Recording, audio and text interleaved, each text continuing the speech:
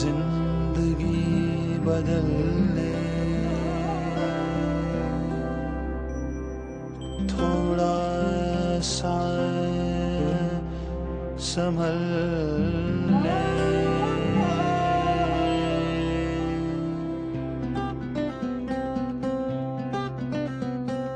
बदलेगा ये नजारा,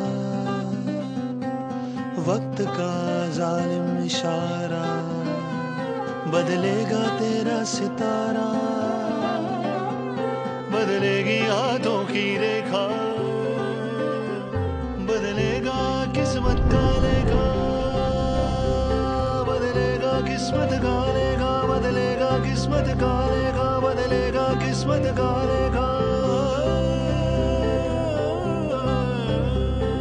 बरसेगा मेघा चैना का, खुशियों से नैना बरसेंगे, चहकेंगे हंसेंगे सब रिश्ते, नामेल मनों के बिछड़ेंगे। तुझे वास्ता तू मुस्कुरा हो मस्त, तू अब गुनगुना आवाज दे, आगाज कर तू खिलखिला, तू झिलमिला। बदलेगा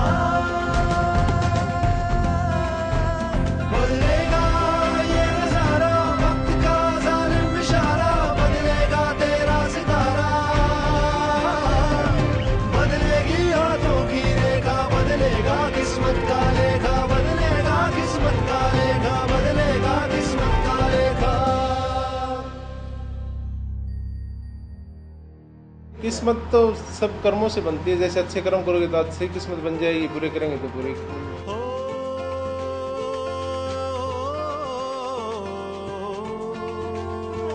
रात अंधेरी तेरी बंदे भोर खड़ी पछताई, तेरी झोरी असुअन भीगी करता जगत हसाई।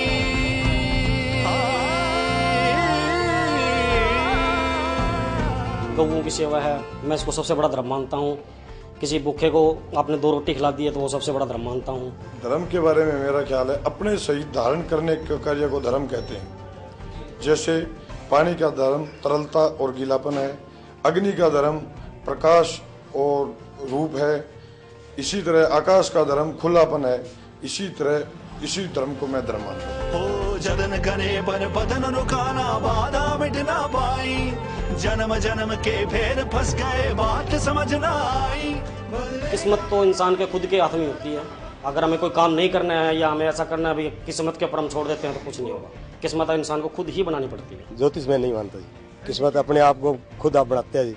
ज्योतिष एक विज्ञान है और इस विज्ञान को मुझे लगता है कि कोई जानने वाला नहीं है। किस्मत को तो यही है, सबको अच्छा करेगा तो अच्छा मिलेगा, माड़ा करेगा तो माड़ा मिलेगा। बदलेगा किस्मत का लेखा, बदलेगा किस्मत का लेखा, बदलेगा किस्मत का लेखा। बदलेगा ये नजारा, वक्त का जालिम इशारा, बदलेगा तेरा सितारा,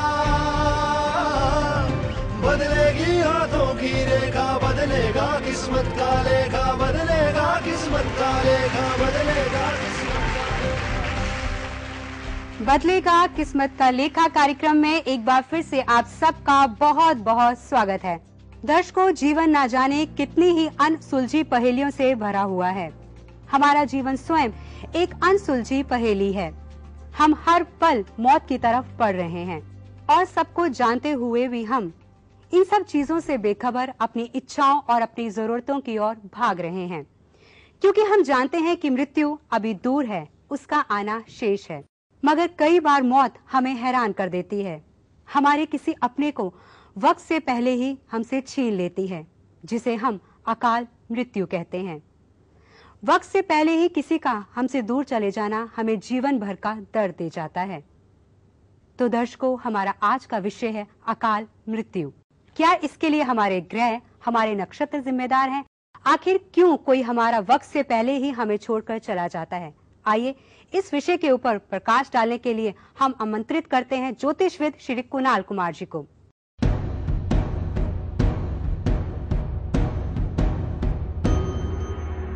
कर्मन् मन्यवाधिकारस्ते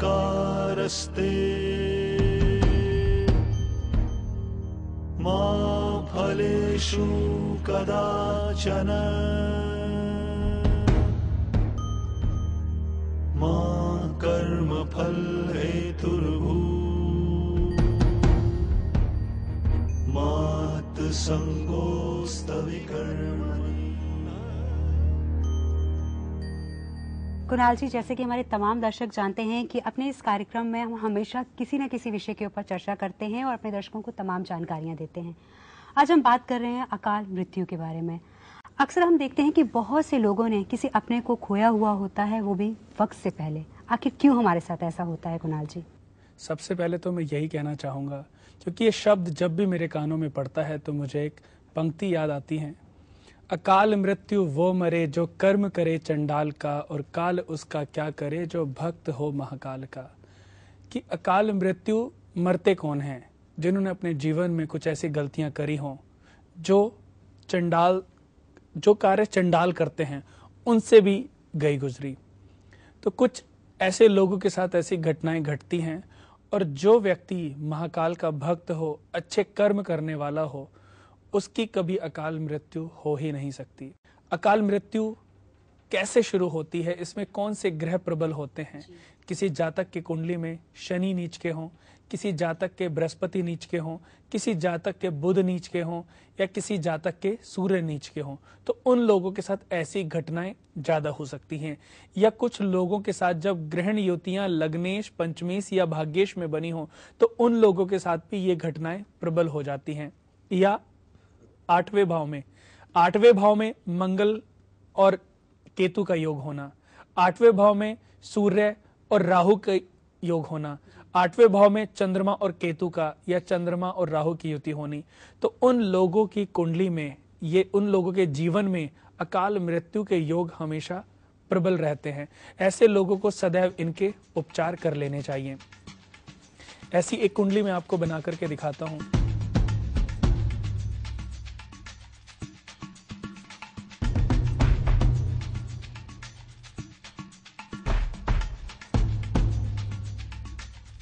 अब देखिए, वृश्चिक लगन की कुंडली बनाई है। अब हम इसमें देखते हैं कि सबसे पहले इस कुंडली में लगन के मालिक कौन से ग्रह हैं।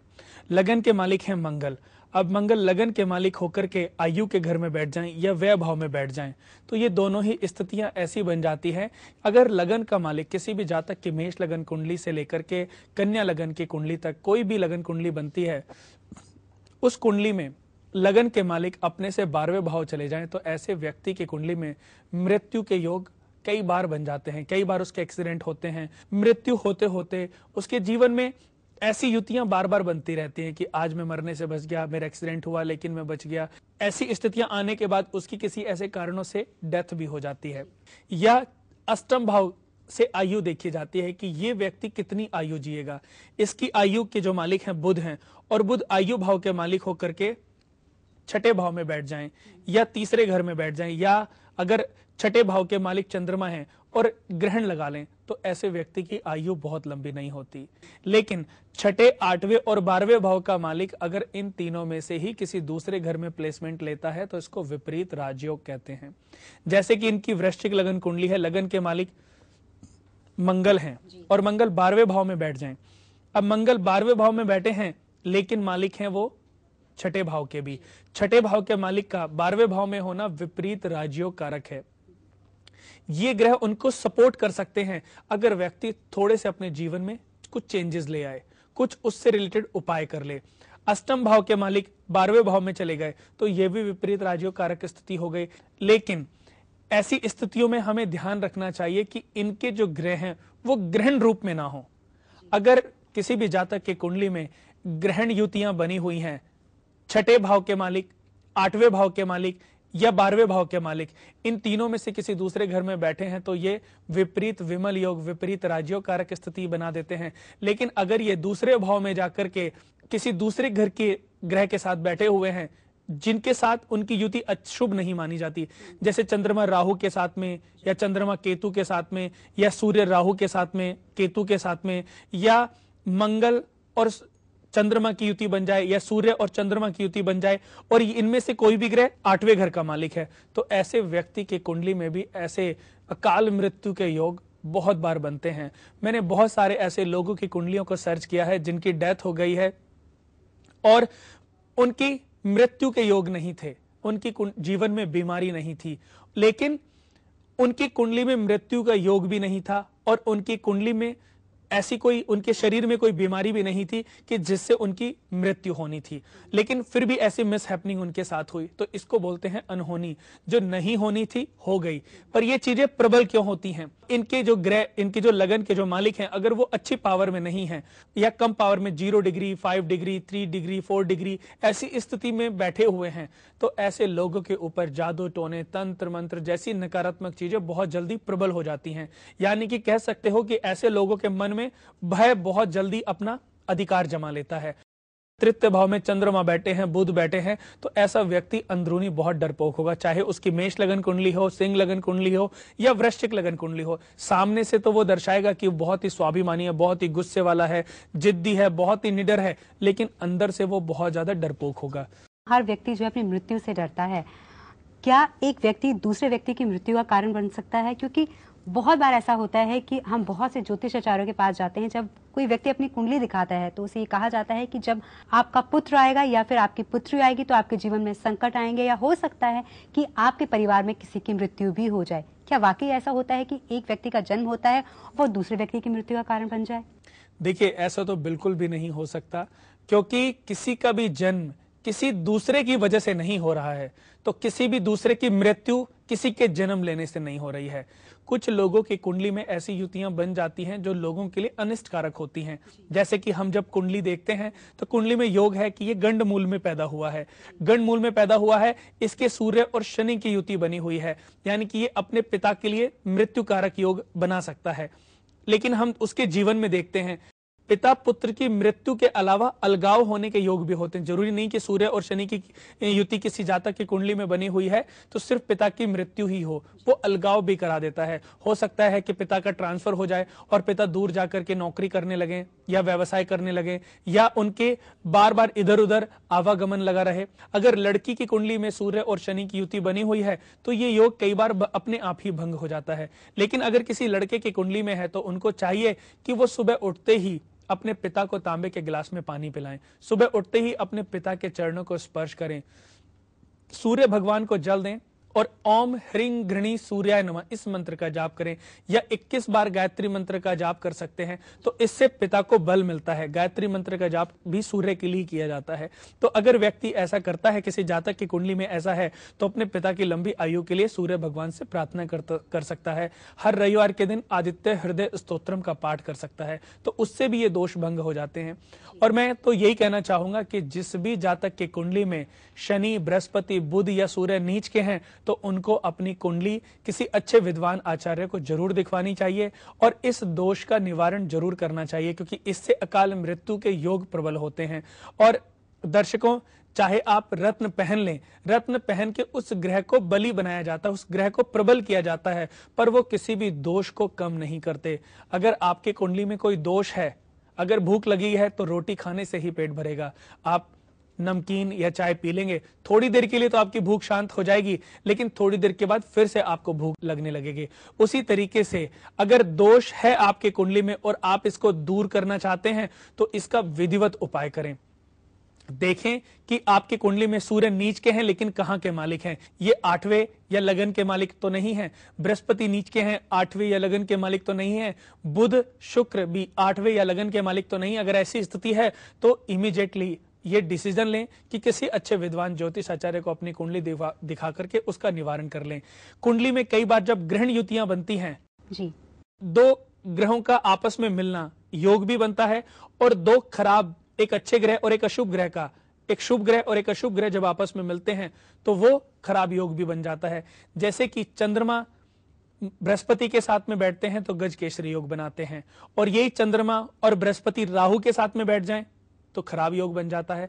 जैसे कि चंद्रमा राहु की युति चांडाल योग, ग्रहण दोष बन जाती है, और बृहस्पति राहु की युति जब आपस में बनती है तो ग्रहण दोष के साथ में गुरु चांडाल योग भी बन जाता है। तो ऐसी स्थिति में राहु तो अपने सारे नकारात्मक फल जातक के ऊपर फलित करता है, प्रभाव डालता है, लेकिन बृहस्पति उसके कभी योग कारक नहीं हो पाते, बृहस्पति कभी प्रबल नहीं हो पाते। बृहस्पति जिस भाव के मालिक हैं और जहां पर प्लेसमेंट लिए हुए हैं और जहां जहां पर उनकी दृष्टियां हैं, जैसे कि बृहस्पति इनकी कुंडली में धन के मालिक हैं और बुद्धि भाव के मालिक हैं, तो ऐसे व्यक्ति का धन का विनाश होगा, उसकी वाणी गलत होती चली जाएगी, गलत वाणी का प्रयोग करेगा, जिससे कि अपने कुटुंब परिवार, अपने घर के सदस्यों को अपने से दूर कर लेगा और अपने जीवन में उसके मित्र, धीरे धीरे सारे रिश्ते कम होते चले जाएंगे। बृहस्पति बैठे हैं जातक की कुंडली में तीसरे भाव में।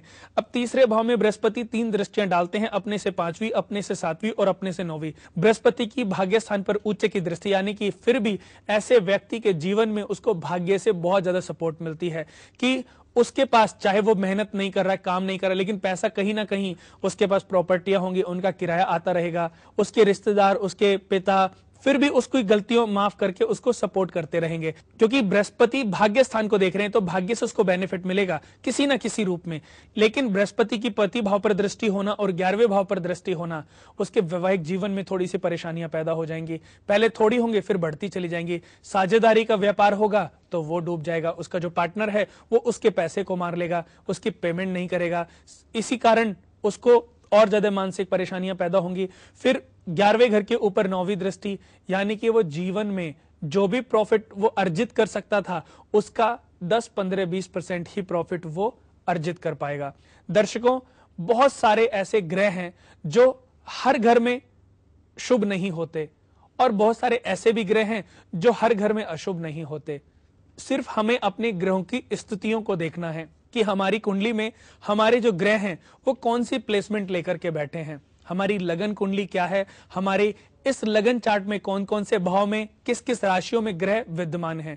अब कौन से ग्रह इन भाव में अच्छे फल देंगे और कौन से खराब देंगे, तो अच्छे फल जो देंगे उनसे रिलेटेड रत्न धारण कर सकते हो, उनसे रिलेटेड मंत्रों के जाप कर सकते हो, उनको पावर दे सकते हो। जितनी पावर दोगे तो वो ग्रह आपको ही रिटर्न करेंगे कुछ ना कुछ शुभ फल के रूप में। और जो अशुभ ग्रह हैं उनके दान करिए, दान करने से उन ग्रहों को शांति मिलेगी, उनके आप अनुष्ठान करा सकते हैं, मंत्रों के जाप करा सकते हैं। जैसे किसी जातक की कुंडली में राहु 9 नंबर में नीच के बैठे हैं और जातक के ऊपर राहु की महादशा आरंभ हो गई, तो 100% उसी समय में राहु और केतु के वैदिक मंत्रों के जाप कराने चाहिए, या बीज मंत्रों के, तंत्रीय मंत्रों के जाप भी करा सकते हैं। राहु से रिलेटेड उपाय करें। राहु के अधिपति देवता हैं शिव भगवान, इनकी अधिपति देवी हैं, आराध्य देवी हैं माता गौरी, माता पार्वती। उनकी आराधना करने से, मां जगदम्बा, मां अंबा, इनकी पूजा अर्चना करने से राहु के नकारात्मक प्रभाव को कम किया जा सकता है। लेकिन अगर जातक पूजा पाठ में बिलीव नहीं करता तो इसका एक और बहुत बढ़िया उपाय है कि गली के कुत्तों को या जीव जंतुओं को, जानवरों को वो जितनी सेवा करेगा उतना ज्यादा उसको फल भी मिलेगा। गरीब लोगों की जितनी सेवा करेगा उतना ज्यादा उस व्यक्ति को फल मिलेगा। कुणाल सिंह, यहाँ एक प्रश्न उठता है कि जब दान की बात आती है, हम कहते हैं कि दान करो, जब आप दान करते हैं तो आपको पुण्य की प्राप्ति होती है, लेकिन बहुत से लोग कहते हैं कि हम बहुत दान करते हैं लेकिन वो दान हमें लगता नहीं है, फलता नहीं है। क्या जब हम दान करें या फिर हम कुत्तों को जब भोजन खिलाएं तभी हमें कुंडली के माध्यम से जानना चाहिए कि क्या ये सही है भी, क्या ये हम सही कर रहे हैं? देखिए, कई बार मनुष्य के अंदर ये बातें पैदा होती हैं कि वो दान बहुत दिनों से कर रहा है लेकिन उसको उसका कोई फल नहीं मिल रहा है।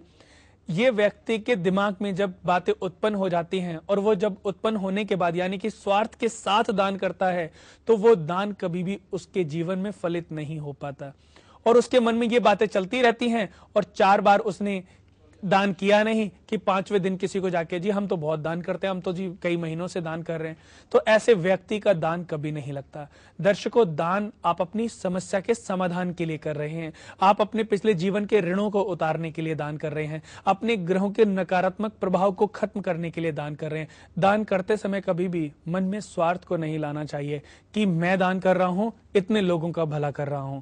अरे दान आप अपने दूसरे लोगों के उपकार के लिए नहीं कर रहे हो, दान आप अपने जीवन में जो ऋण हैं, जो दोष हैं, जो कमियां हैं, उनको खत्म करने के लिए कर रहे हो। आप किसी के ऊपर कोई एहसान नहीं कर रहे हो। आपको खुश होना चाहिए। खुश आप सिर्फ इस बात से हो सकते हो कि ईश्वर ने आपको माध्यम बनाया कि आपके माध्यम से 100 लोगों का भला हो रहा है। अनु जी, आपने सुना होगा कि कृष्ण जी ने भी कहा है कि कर्म किए जा, फल की चिंता ना कर।